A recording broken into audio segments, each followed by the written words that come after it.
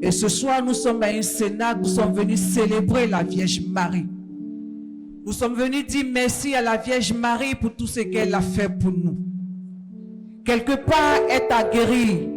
On va prendre le cantique qui dit: quelle est celle-ci qui s'avance comme l'aurore, belle comme la lune, éclatante comme le soleil, terrible comme une armée rangée en bataille.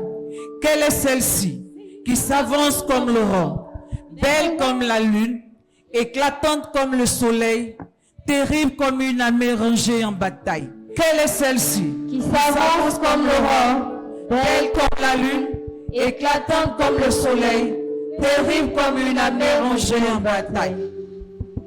Marie est là, elle est là, elle est là. Maman, Marie est là, elle est là, elle est là. J'ai l'impression que vous n'êtes pas content de la voir ce soir.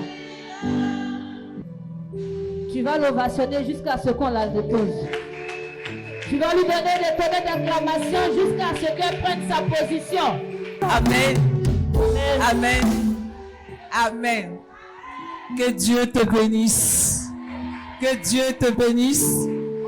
Que Dieu te donne la force de tenir jusqu'au petit matin. Nous sommes venus célébrer notre maman. Nous sommes venus lui présenter nos sujets pour qu'elle puisse intercéder pour nous et nous donner la bénédiction qu'il faut au travers de son Fils Jésus-Christ. Est-ce qu'il y a un enfant de Dieu dans la salle?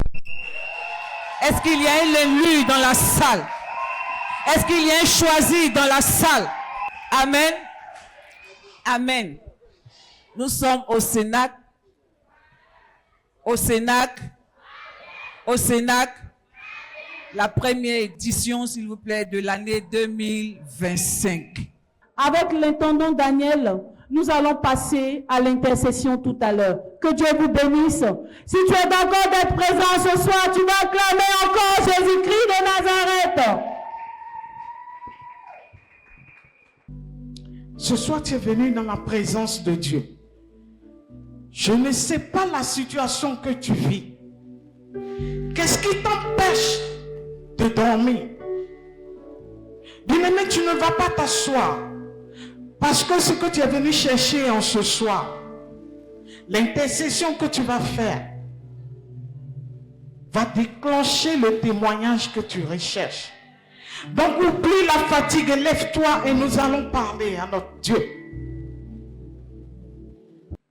Et maintenant, tu vas prophétiser sur ta vie. Est-ce que quelqu'un veut prophétiser avec moi? Est-ce que quelqu'un veut prophétiser avec moi? Dis prophétiser. Prophétiser. Alors bien-aimé, tu vas élever la voix et tu vas prophétiser sur ta vie. Moi, je ne vais pas prophétiser, mais toi-même, tu vas prophétiser sur ta vie. Pour que ta prophétie que tu vas donner s'accomplisse. Élève la voix et prophétise. Je veux voir quelqu'un prophétiser sur sa propre vie. Ce que tu veux voir de beau dans ta vie, prophétise cela sur ta vie. Élève la voix et prophétise.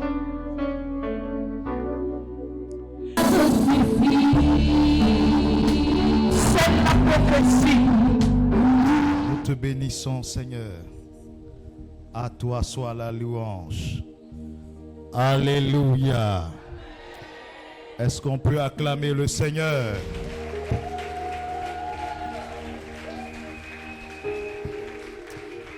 Ton acclamation est faible.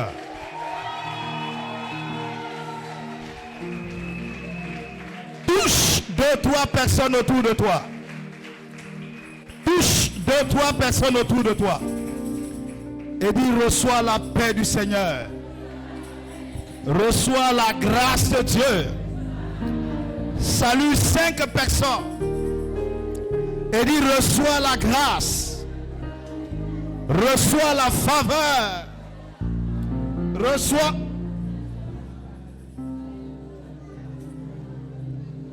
Reçois la bénédiction. Dans le nom de Jésus.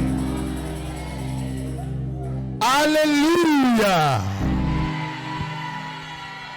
Est-ce que quelqu'un peut donner un amen plus fort que son voisin? Un amen renversant. Un amen puissant. Alléluia. Que Dieu te bénisse. Tu vas t'asseoir dans la présence du Seigneur.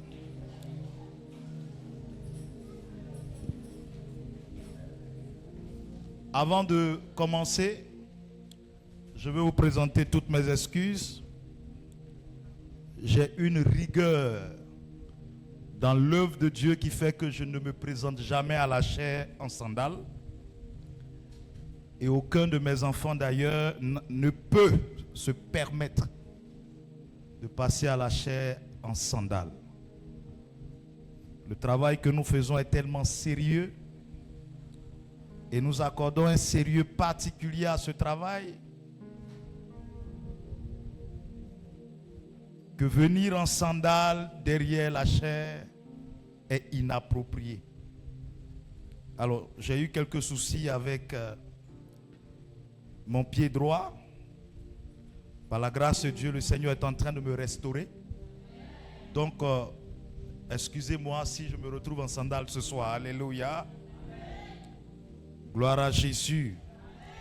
Je voudrais qu'on acclame le Seigneur pour votre papa.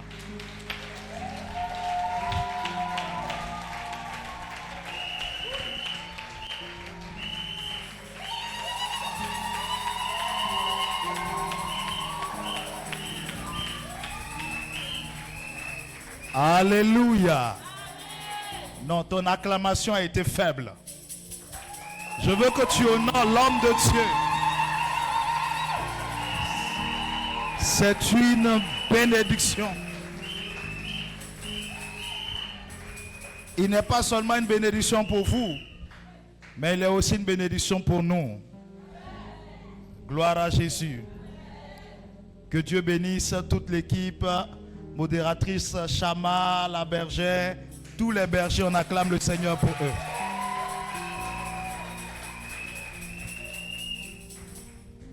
Vous savez, ce qui caractérise les grands hommes, c'est la vision. Vous pouvez avoir l'onction, mais si vous n'avez pas la vision, vous n'irez pas très loin. Et votre papa a la vision. Alléluia. Chaque fois quand je pars d'ici, je reviens, ça change. Chaque année, je dis ça. Quand je quitte ici, je pars, je reviens, ça change. Alléluia. Maintenant, c'est R plus combien là? Il reste 3. On acclame le Seigneur.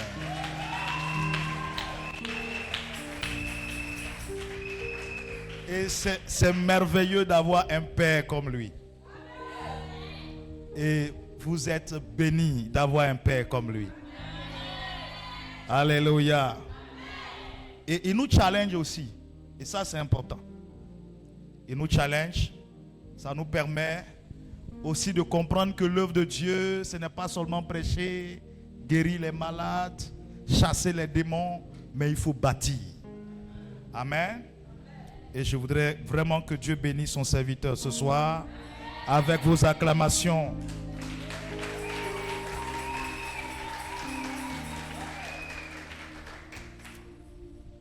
Nous sommes à une veillée mariale. Est-ce que je peux parler sur la Vierge? Je peux? D'accord.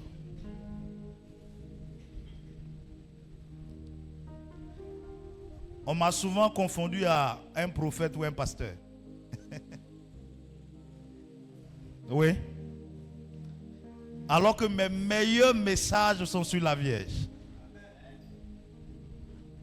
Mes meilleures prédications sont sur la Vierge. La Vierge, la foi.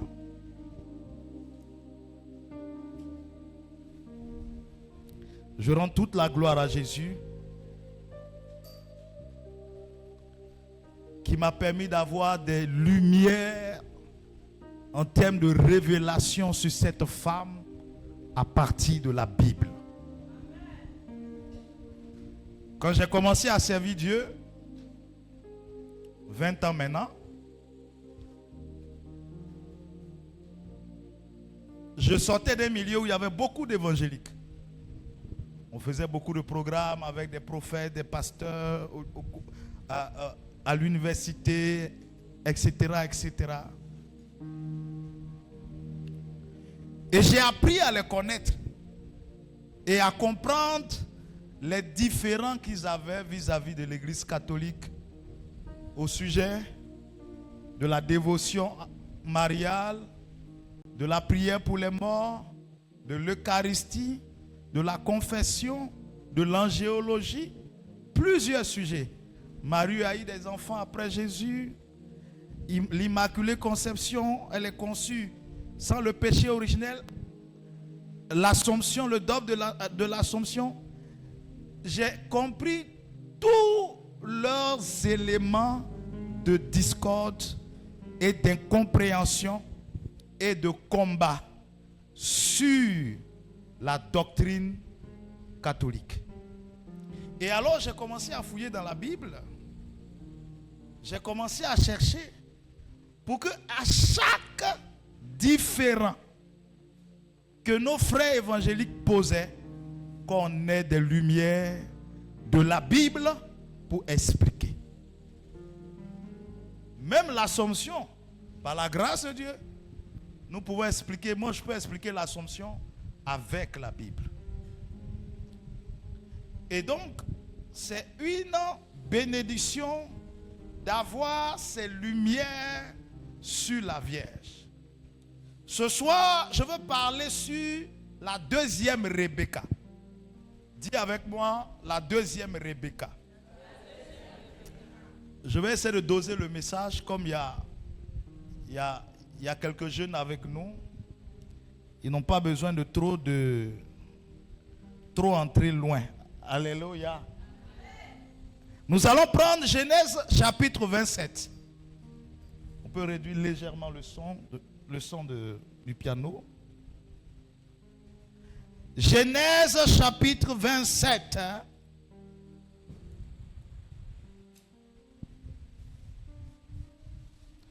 À partir du verset 2. Isaac dit: voici donc que je suis vieux. Je ne connais pas le jour de ma mort. Maintenant donc, je te prie, prends des armes, ton carquois et ton arc. Va dans les champs et chasse-moi du gibier. Fais-moi un mets comme j'aime et apporte-le-moi à manger, afin que mon âme te bénisse avant que je meure. Rebecca écouta ce qu'Isaac disait à Ésaü, son fils. Et Ésaü s'en alla dans les champs pour chasser du gibier et pour le rapporter. Puis Rebecca dit à Jacob, son fils: voici, j'ai entendu ton père qui parlait ainsi à Ésaü, ton frère. Apporte-moi du gibier et fais-moi un mets que je mangerai et je te bénirai devant l'Éternel avant ma mort. Maintenant, mon fils, écoute ma voix à l'égard de ce que je te commande. Va, me prendre au troupeau de bons chevreaux. J'en ferai pour ton père un mets comme il aime. Et tu le porteras à manger à ton père, afin qu'il te bénisse avant sa mort. Jacob répondit à sa mère: voici Ésaü, mon frère, est velu, et je n'ai point de poil. Peut-être mon père me touchera-t-il, et je passerai à ses yeux pour un menteur, et je ferai venir sur moi la malédiction et non la bénédiction. Sa mère lui dit: que cette malédiction, mon fils, retombe sur moi. écoute seulement ma voix et va me les prendre. Jacob alla prendre et les apporta à sa mère, qui fit aimer comme son père l'aimait. Ensuite, Rebecca prit les vêtements d'Ésaü, son fils aîné, les plus beaux qui se trouvaient à la maison, et elle les fit mettre à Jacob, son fils cadet. Elle couvrit ses mains de la peau des chevreaux et son cou qui était sans poil. Et elle plaça dans la main de Jacob, son fils, le mets et le pain qu'elle avait préparé. Il vint vers son père et dit, mon père. Et Isaac dit, me voici, qui es-tu, mon fils? Jacob répondit à son père, je suis Ésaü, ton fils aîné. J'ai fait ce que tu m'as dit. Lève-toi, je te prie. Assieds-toi et mange de mon gibier, afin que mon âme me bénisse. Isaac dit à son fils, et quoi? Tu as déjà trouvé mon fils? Et Jacob répondit, c'est que l'Éternel ton Dieu l'a fait venir devant moi. Isaac dit à Jacob, approche donc et que je touche mon fils pour savoir si tu es mon fils Ésaü ou non. Jacob s'approcha d'Isaac son père, qui le toucha et dit, la voix est la voix de Jacob, mais les mains sont les mains d'Ésaü. Il ne le reconnut pas, parce que ses mains étaient velues comme les mains d'Ésaü son frère, et il le bénit. Parole du Seigneur. Je parle sur l'autre Rebecca. Dis avec moi l'autre Rebecca. Voici une histoire extraordinaire. Isaac, le père, veut bénir. Et celui qui est prévu pour la bénédiction, c'est Ésaü. Mais au finish, celui à qui revient la bénédiction, c'est Jacob. C'est-à-dire que Jacob n'était pas dans le plan. Jacob n'était pas prévu dans le plan. Mais Jacob finit par être associé dans le plan. Jacob n'était pas prévu dans le plan. Mais Jacob finit par être introduit dans le plan. Alléluia. Alors que la voie avait été tracée pour Ésaü, le père n'avait qu'une seule bénédiction. Car Jacob a dit que la bénédiction que j'avais, je l'ai donnée à ton frère. Quand Ésaü est revenu des champs, Jacob a dit, la bénédiction que j'avais, je l'ai donnée à ton frère. Ça veut dire que dans la bouche d'Isaac, il y avait une seule bénédiction. Et la seule bénédiction devait revenir au fils aîné et donc à Ésaü. Mais on ne sait pas par quel concours de circonstances. C'est le plus jeune qui a capté la bénédiction, qui a arraché la bénédiction, qui a pris la bénédiction. Alors qu'il n'était pas programmé, il y a un facteur important qui est entré dans la course. C'est le facteur Rebecca. Rebecca, sa mère, est entrée dans la course. Et Rebecca, sa mère, a changé les paradigmes, a changé la compétition, a changé les règles. Il y a des personnes, quand elles entrent dans ton affaire, elles t'aident à avoir accès à des trônes que tu ne pouvais pas avoir. Il y avait un chemin tracé. Mais une personne est entrée et la personne a modifié la trajectoire, a modifié le chemin. Rebecca est arrivée. Et Rebecca, qui aimait Jacob, car la Bible dit que Ésaü était aimé par son père Isaac. Et Jacob était aimé par qui? Par sa mère Rebecca. Ce qui va changer l'ordre des choses, c'est la relation d'un fils et sa mère. Bien-aimé, quand l'humanité a commencé, Dieu a introduit l'humanité avec une femme et son mari, avec un mari et sa femme. Et lorsqu'il y a eu introduction dans l'ancienne alliance, ce couple n'a pas pu faire grand chose. Il y a eu échec.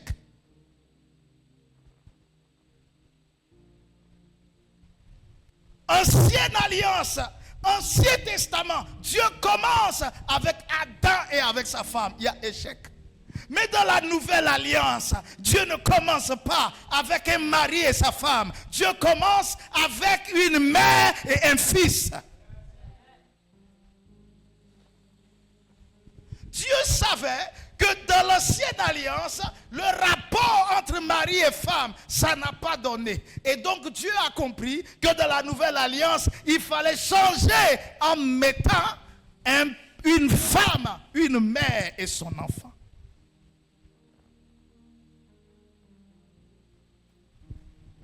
Il y a des facteurs qui changent dans la course à des destinées. C'est le facteur mère. Lorsque la mère entre en opération, la mère a la capacité de recréer une histoire. Parce que la mère est celle qui engendre l'histoire. Elle crée l'histoire. Elle vomit l'histoire. Elle annonce l'histoire. Et la mère donc peut recréer l'histoire. Lorsque Rebecca était enceinte, elle est allée à la rencontre d'un prophète. On a prophétisé. On a dit il y a 2 nations dans tes entrailles. Une nation sera plus grande que l'autre. Et sera plus grande que l'autre. Il y a eu des prophéties. Rebecca avait compris les prophéties. La femme a le secret des prophéties. La femme a le secret du mystère. La femme a le secret des choses que les gens ne maîtrisent pas. Isaac voulait se perdre dans le fanatisme. Isaac le père voulait se perdre dans le favoritisme en choisissant Esaü. Mais la mère savait qu'il y avait une prophétie. Elle connaissait le secret de la prophétie depuis les entrailles. On lui avait dit le plus jeune va dominer le plus grand. La mère a pris le côté du plus jeune. Elle savait que lorsque tu te mets derrière les esprits, tu réussis toujours. Lorsque tu es derrière les esprits, les choses des esprits, tu réussis toujours. Isaac voulait opérer dans la chair, mais Rebecca a opéré dans l'esprit. Rebecca savait qu'il y avait une prophétie qui était là. Les pères ont différentes manières de traiter les prophéties. Et les mères aussi ont différentes manières de traiter les prophéties. Est-ce que je peux parler? Dans les communautés qui bougent, s'il y a seulement un leader qui est masculin, avec des sous-leaders masculins, les communautés ne bougent pas haut. Les communautés où il y a un leader, il est homme. Après tout le reste, berger, tout le monde, les garçons, après on trouve les femmes. Ça ne fonctionne pas. En général. Parce que celle qui enclenche la locomotive, c'est la femme. Il y a un aspect que le père, dans sa qualité de père, peut manquer. Il y a des traits qu'il peut manquer. Il y a des choses qu'il peut ne pas voir. Mais la femme, dans sa position de mère, met en mouvement une atmosphère.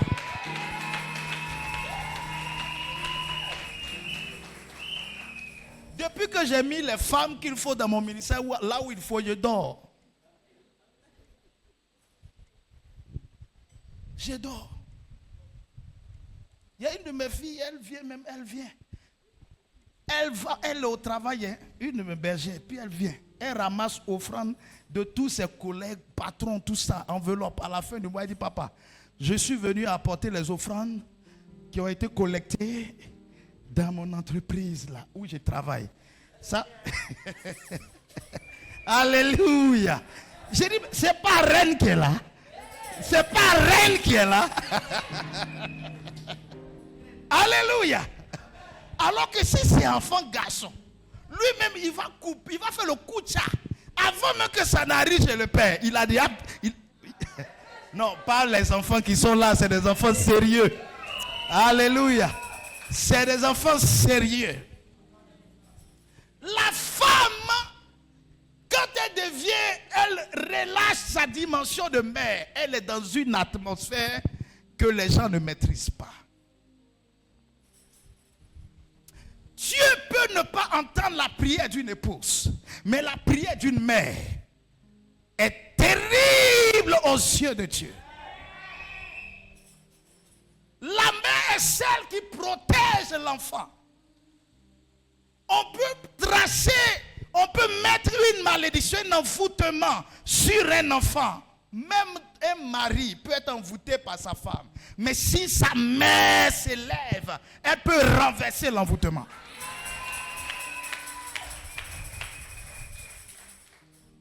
Rebecca savait qu'il y avait quelque chose qui devait se passer dans le futur de Jacob. Même lorsque Isaac voulait changer les données, changer la trajectoire, Rebecca a dit, tiens, je veille sur la trajectoire. Est-ce qu'il y a ici des mères qui sont soucieuses de la prophétie ou de la destinée de leurs enfants? Ça ne vous a jamais étonné que dans nos endroits, dans nos lieux de prière, la majorité c'est les femmes. Mais les femmes connaissent plus Dieu que les hommes. Amen. Alléluia. Amen. Quand Dieu a pris Adam, il a couché Adam dans une forme de ténèbres. Adam était dans un silence. Dieu a fait ce qu'on appelle l'anesthésie générale. Vous savez, la médecine s'est appuyée sur la Bible. Quand ils ont regardé comment Dieu a endormi Adam et qu'il a pris le côté d'Adam pour opérer sur Ève, la médecine a compris deux choses. L'anesthésie générale et la transplantation. Ils ont compris que pour pouvoir enlever un organe sur un corps humain, il faut faire endormir la personne. Ils ont compris aussi qu'il y a possibilité de prendre un organe sur un corps et le transplanter sur un autre corps. Et tout ça, ils ont vu ça en Genèse. La Bible nous enseigne tout. Alléluia. Et lorsque Dieu prend Adam, Dieu fait endormir Adam. Et il prend le côté d'Adam et il crée Ève. Mais pendant la création de Ève, Adam est endormi. Dieu a le mystère et le secret sur la femme. C'est pourquoi l'homme ne peut pas comprendre la femme, mais Dieu la comprend. L'homme ne peut pas comprendre, mais Dieu la comprend. Parce que celui qui a activé le mystère de la femme, c'est son créateur.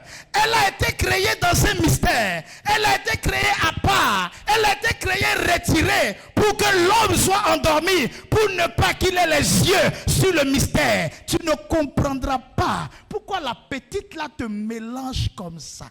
Tu ne peux pas comprendre. C'est incompréhensible. Souvent même là, le monsieur, même, on l'insulte et puis il revient, il sourit.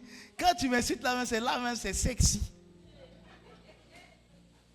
Tu te dis, mais il y a des gens. Mais c'est pas possible. Tu ne peux pas comprendre. Dans l'histoire du monde, chaque fois où on devait renverser des situations, il y a eu l'intervention des mères. Les mères ont des qualités incroyables. Une femme est une bénédiction pour l'humanité. Dieu a endormi Adam. Il a caché Adam dans les ténèbres. Adam était endormi. Il a pris le temps de créer Ève. Mais écoutez-moi très bien. Je sors un peu pour dire à une femme. Lorsque tu veux aller à la rencontre de ton Adam, sans celui qui t'a créé, il y aura erreur. Lorsque tu veux aller à la rencontre de ton âme sœur, sans celui qui t'a créé, il y aura erreur. Il y aura échec. Parce que lorsque Adam dormait, c'est Dieu qui parlait avec Ève. En réalité, le serpent, il était jaloux de la relation de Dieu avec Ève. C'est pourquoi il a tout fait pour séduire cette femme. Le serpent voulait comprendre Mais cette femme a quoi de particulier pour qu'elle soit dans la présence de Yahvé le Créateur? Alors que celui-même qui avait été créé, celui qui a été créé par amour, qui est la ressemblance de Dieu, Dieu l'a à un moment donné endormi. Il l'a mis comme au garage, il l'a mis comme à côté. Et c'est celle qui venait de créer. Dieu a pris le soin de rester avec elle, de papoter avec elle, de causer avec elle. Le diable se posait des questions sur cette femme.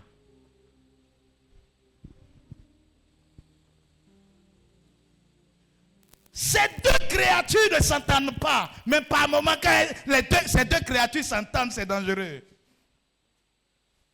C'est pourquoi la Bible dit que le talon de cette femme écrasera la tête du serpent. Sa postérité écrasera la tête du serpent. On dit la postérité de la femme et non la postérité de l'homme. Il y a une opposition entre la femme et le diable. Il y a une opposition entre ces deux créatures. Il y a comme quelque chose qui ne passe pas. Pourquoi? Parce que quelque part, il y a un peu de similitude. Lucifer était l'ange aux ailes déployées. Et la Bible parle de lui comme un ange qui était majestueux, qui était glorieux, qui était tellement beau. Mais regardez la créature de la femme. Dieu a pris le soin de mettre les yeux là où il fallait, de descendre avec des cheveux, de descendre avec des courbes, déposer une poitrine, aller vers le postérieur. Il a conçu la femme dans une agréabilité,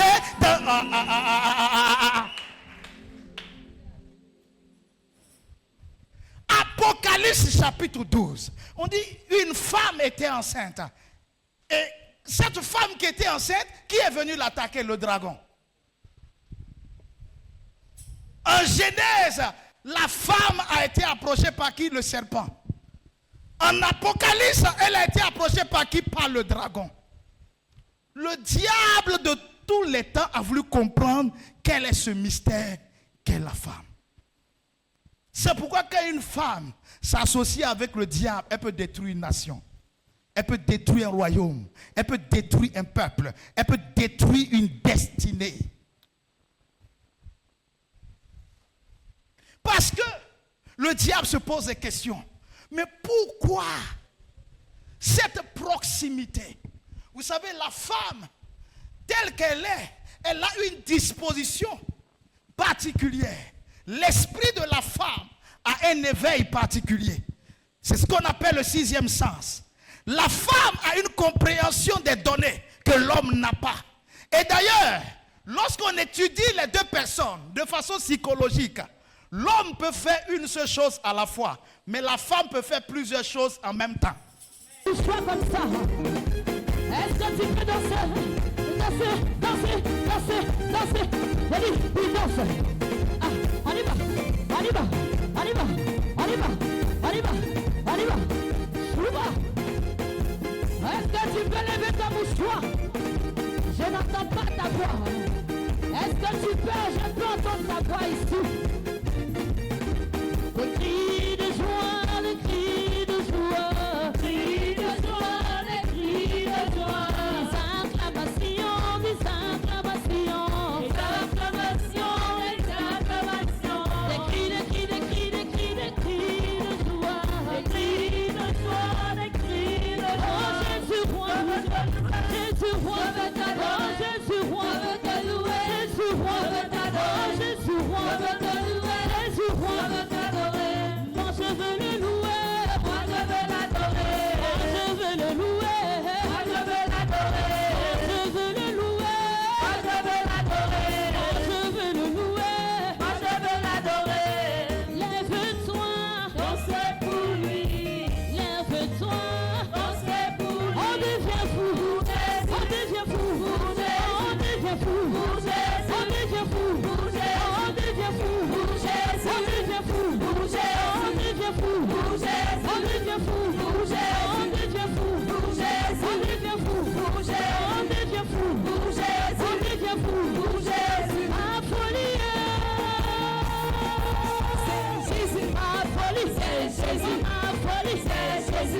folie, c'est Jésus. Dans ma folie, c'est Jésus. Dans ma folie, c'est Jésus. Dans ma folie, c'est Jésus. Dans ma folie, c'est Jésus. Dans ma folie, c'est Jésus. Dans ma folie, c'est Jésus. Dans ma folie, Alléluia, Alléluia, Alléluia, Alléluia, Alléluia, Alléluia, Alléluia, Alléluia, Alléluia, Alléluia, Alléluia, Alléluia, Alléluia, Alléluia, Alléluia.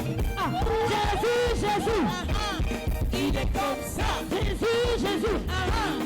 Il est comme ça. Il est comme maman. Il est comme ça, ça, ça. Il est comme maman. Il est comme ça, ça, ça. Il est comme maman. Il est comme ça, ça, ça. Il est comme maman. Il est comme ça, ça, ça. C'est Jésus. Est-ce qu'il y a des fous de Dieu parmi nous ce soir? Est-ce qu'il y a des fous de Dieu ici ce soir? Est-ce qu'il y a des fous de Dieu ici? Il y a des fous de Dieu ici. Il y a des fous de Dieu ici. Là. Il y a des fous de Dieu ici. Où sont les fous de Dieu? Où sont les fous de Dieu? Où sont les folles de Dieu? Où sont les fous? Les fous, les fous, les fous, les fous, les fous, les fous, les fous, les fous. Il y a des fous de Dieu ici. Il y a des fous de Dieu ici. Il y a des fous de Dieu ici. Il y a des fous de Dieu ici. Il y a des fous de Dieu ici. Il y a des fous de Dieu ici. Affolie, affolie, affolie. Il y a des fous de Dieu ici. Affolie, affolie. Il y a des fous de Dieu ici. Affolie, il y a des fous de Dieu ici. Affolie, il y a des fous de Dieu ici. Affolie, il y a des fous de Dieu ici. Folie, il y a des fous de Dieu. Folie, la folie, il y a des fous de Dieu ici. C'est bon. J'ai dit, je veux voir ta folie ce soir. Je veux voir ta folie. Est-ce qu'il y a des fous de Dieu? Où est ta folie? Montre-moi ta folie. Montre-moi ta folie. Montre-moi ta folie. Montre-moi ta folie. Montre-moi ta folie. Montre-moi ta folie. Montre-moi ta folie. Montre-moi ta folie. Toi qui as marché sur la tête du serpent. Ah! Viens écraser l'échec qui me fatigue. Viens écraser les problèmes qui m'ont anéanti. Maman Marie, on s'est compté sur toi. Tu es la reine des victoires. Tu es la reine des victoires. Tu es la mère de l'âge. Tu es la nouvelle Ève. En toi, en toi, en toi, tout est rénovation. Tout est renouvelé. En toi, il y a la maison de la seconde gloire. En toi, maman Marie, il y a la puissance de Dieu. Et maman, nous voulons goûter. Goûter. Goûter. Nous voulons te goûter ce soir. Regarde tes enfants. Tes enfants disent, ils ont besoin de toi. Tes enfants disent, ils ont besoin de quelque chose. Maman, descends et agis. Nous allons prendre le livre de Luc 1 à partir du verset 38. Je proclame la parole de Dieu. Marie dit, je suis la servante du Seigneur, qu'il me soit fait selon ta parole. Et l'ange la quitta.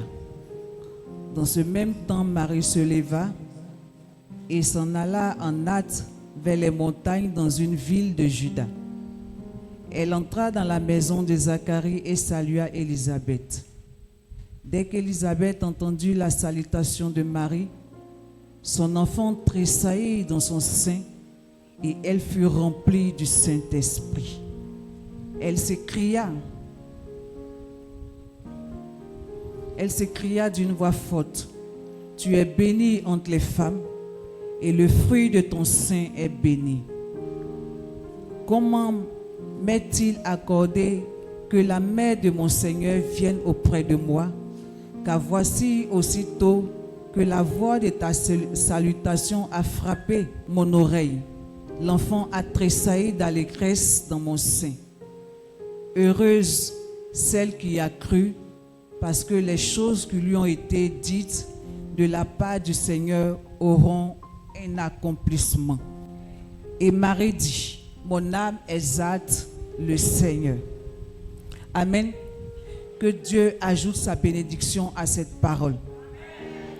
Vous savez, quand j'ai pris le test, La partie qui m'a beaucoup touchée, c'est le verset 41 où Élisabeth dit, dès que Élisabeth entendu la salutation de Marie, l'enfant a tressailli dans son sein. L'homme de Dieu a prêché un peu sur ça. C'est pour dire que l'Esprit de Dieu est un. Élisabeth n'a pas pensé qu'elle pouvait avoir encore un enfant. Vu son âge avancé, elle était désespérée. Elle ne croyait plus en rien. Même son mari Zacharie ne croyait plus en la prophétie de Dieu. Toi, tu es là aujourd'hui. Peut-être qu'on t'a annoncé une prophétie il y a plusieurs années de cela. Et puis tu vois que les choses ne s'accomplissent pas. Et puis tu dis non, il n'y a rien de bon qui peut sortir de moi. Regarde la situation dans laquelle je suis aujourd'hui. Qu'est-ce que je peux avoir de bon? Regarde la vie que je mène aujourd'hui. Qu'est-ce que je peux avoir de bon? Mais laisse Marie entrer chez toi.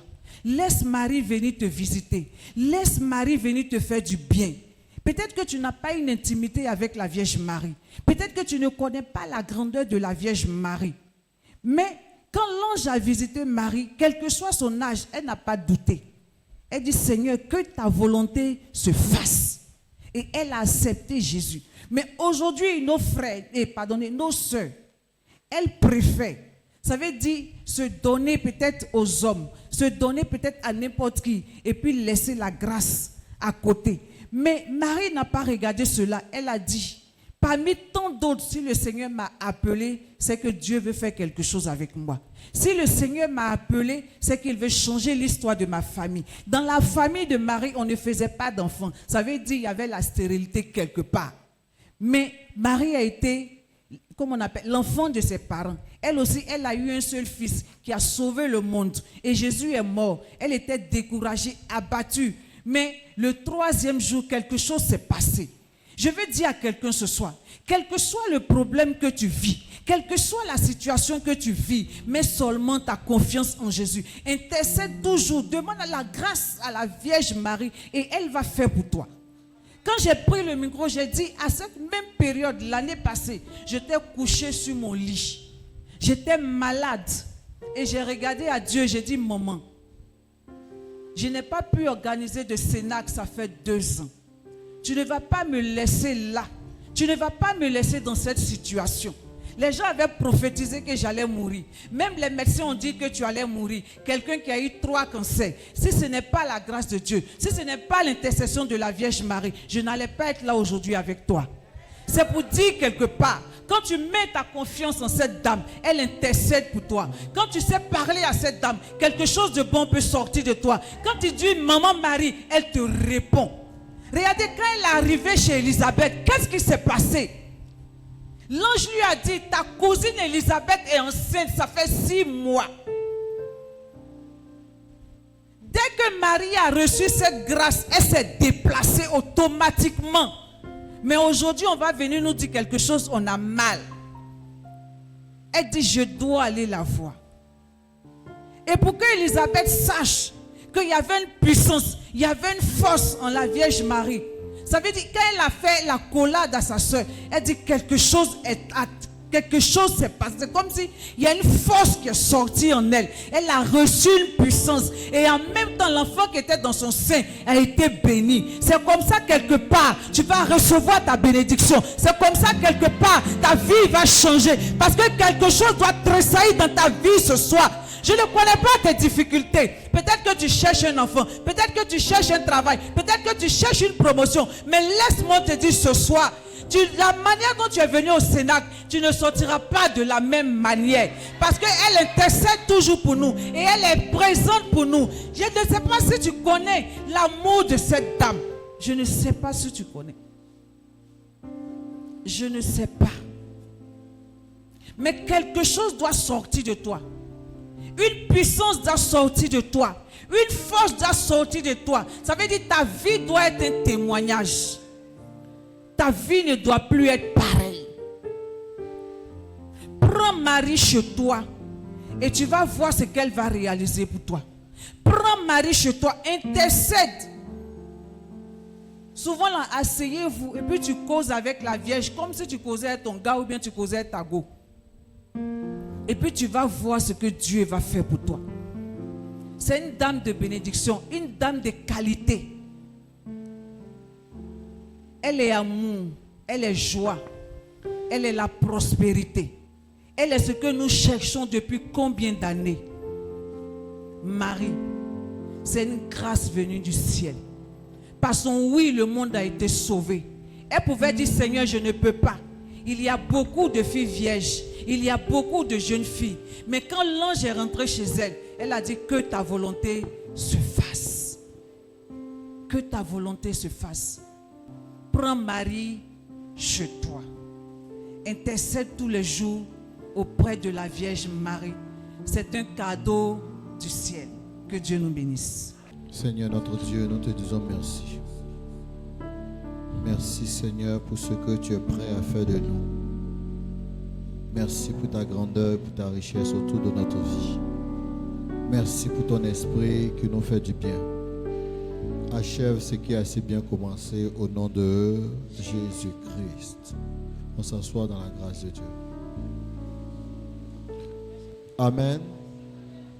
Bien-aimés dans le Seigneur, il est 5h33, Abidjan, Côte d'Ivoire. Et nous allons ensemble terminer cette prière-là dans quelques minutes. Et c'est un honneur pour moi d'achever la prière avec vous, tout en vous laissant un tout petit message. Gloire à Dieu. J'irai à l'essentiel pour que vous receviez tout ce dont vous avez besoin. La Bible nous dit dans le livre de Luc, chapitre 1, à partir du verset 26, qu'il est question ici d'une femme qui a été visitée. Amen. Mais le thème qui nous reçoit ce soir est tiré: le puissant fit pour moi d'air. Le puissant fit pour moi d'air. Écoutez-moi bien. Quand la Bible explique cela, et précisément à un événement comme Cénacle Marial, permettez que je vous annonce quelque chose, parce que tous ceux qui sont passés avant moi, Dieu les a vraiment utilisés. Mais le message que je vais vous donner dans ces quelques minutes, répète avec moi: Marie, autour de la grâce. Écoutez-moi bien.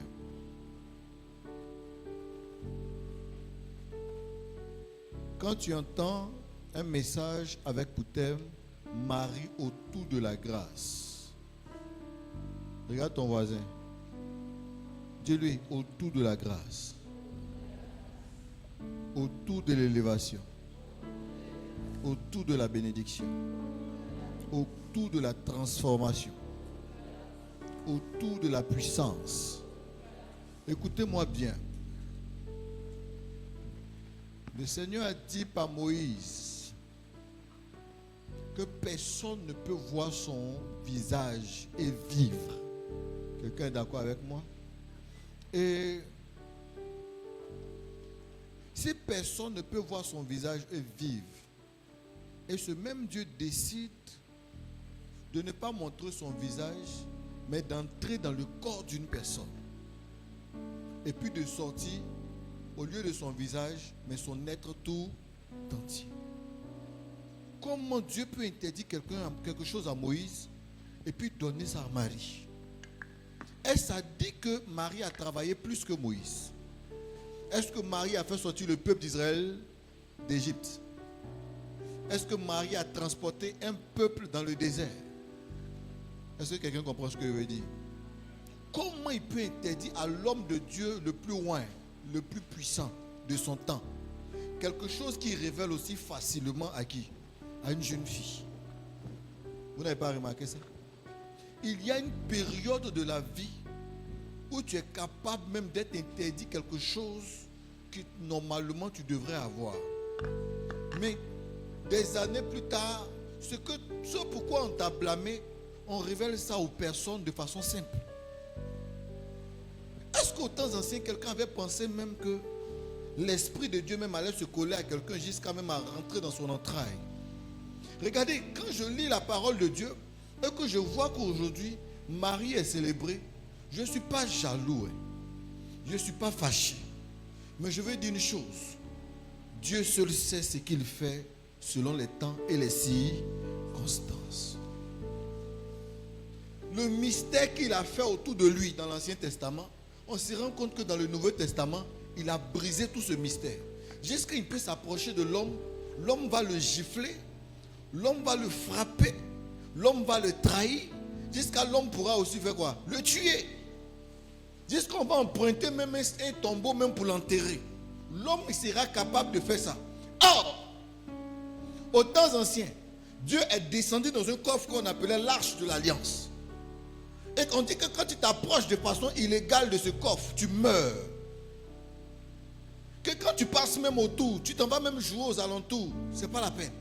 Il y a un serviteur de Dieu, ses enfants seulement ont dormi à côté, se sont un peu habitués. La Bible dit que Dieu s'est fâché avec cet homme de Dieu. Jusqu'à ce que Dieu disqualifie l'homme de Dieu. Détruise toute la lignée de cet homme de Dieu. Rien que parce que les enfants ont joué devant lui.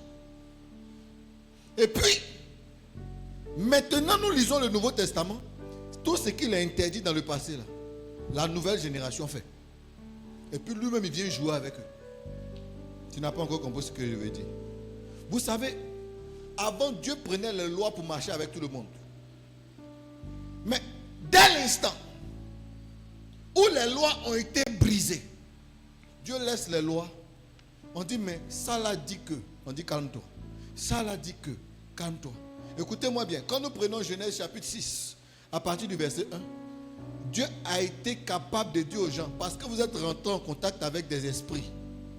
Or, les esprits que les gens sont rentrés en contact avec eux, ils ont vu ces esprits-là en envoyé de Dieu. Quelqu'un comprend ce que je suis en train de dire? Moi, je les vois en envoyé de Dieu parce qu'ils viennent du ciel. On ne m'a pas enseigné que tout ce qui vient du ciel n'est pas de Dieu. La Bible dit, pour ça seulement, Dieu a diminué le nombre de vies de tout le monde. C'est-à-dire, tout un peuple a été réduit à un niveau de vie. Qui comprend ce que je suis en train de dire? Le même Dieu qui frappe parce que l'esprit est rentré en contact avec les hommes, le même Dieu envoie encore un esprit pour rentrer en contact avec une femme qui est déjà quoi? Mariée, pour ne pas dire fiancée.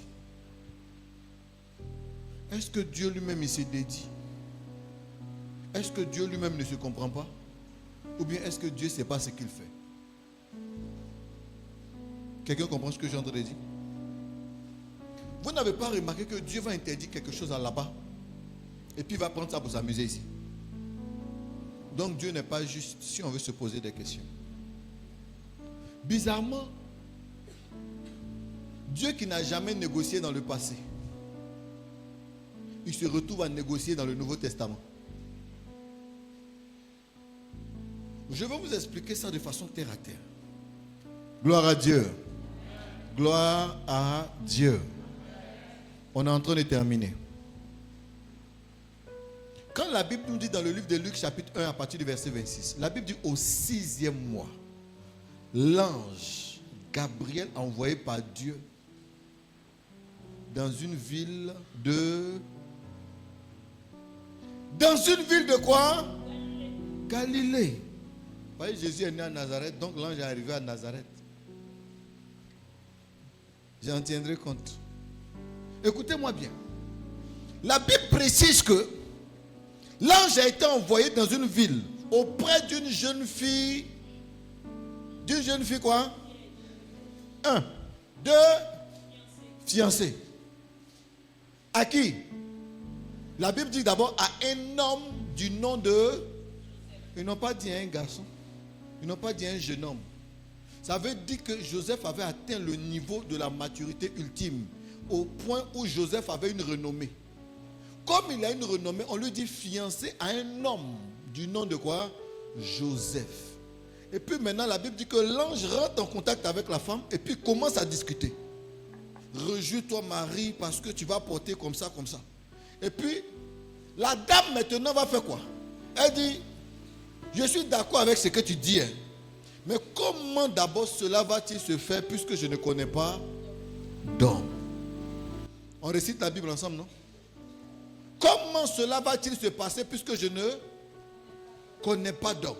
Et l'ange va lui dire, l'Esprit du Seigneur viendra et la puissance du Très-Haut couvrira de son ombre. C'est pourquoi l'être qui va naître de toi sera appelé fils du Très-Haut. La Bible dit quoi? Il sera grand. Il aura le trône de David, son père. On te dit que c'est femme de Joseph, tu dis David, son père. Ça veut dire que la semence qu'on va mettre en mari, on a tiré ça de David. C'est-à-dire, Dieu est parti au ciel là-bas fouiller dans la semence de qui? De David. Ça veut dire que la Bible dit que l'Esprit du Seigneur viendra sur toi, mais en réalité, c'est l'Esprit de David qui est venu. Parce que tu ne peux pas avoir le trône de David et puis ne pas être de sa lignée. Ça veut dire que Dieu s'est rangé de la lignée de David pour pouvoir entrer dans l'esprit de qui? Dans le ventre de qui? De Marie. Et puis maintenant, il se trouve que elle a dit que cela me soit fait. Je suis la servante du Seigneur, qu'il me soit fait selon la... Elle a accepté. Maintenant, Marie maintenant veut régler un problème. Elle dit, c'est vrai, j'ai accepté, mais il y a un sérieux problème entre Dieu et moi. Hein? Et l'ange maintenant va dire que lui, il va aller croiser qui? Il va aller croiser qui? Joseph. Et puis Joseph constate, sa femme ne l'a pas informé de la situation, mais il a quoi? Il a constaté. Il constate que sa femme est en train d'avoir un volume. Ils s'en vont à l'hôpital, on lui dit ta femme est enceinte. Et Joseph s'apprêtait à la faire partir au village. Parce qu'il dit, à vrai dire, ça là, nous on n'a jamais vu ça. Mamie, je n'ai pas envie de dire ce que je pense. Mais pour l'heure, fais tes affaires, tu vas rentrer sans humiliation, sans lapidation. Dis à ton voisin Marie autour de la grâce. Déjà, l'une des plus grandes lois, c'est de laisser une femme adultérienne rentrer chez elle. Or, nous connaissons l'histoire de cette parole à ce niveau-là. La Bible dit que quand les vieux étaient venus voir Jésus, et puis ils sont venus dire à Jésus, cette femme a commis quoi? Donc, on doit la quoi? Jésus s'est rappelé de comment sa maman aussi lui a fait venir au monde. Il savait que l'histoire de la femme là ressemble à quoi?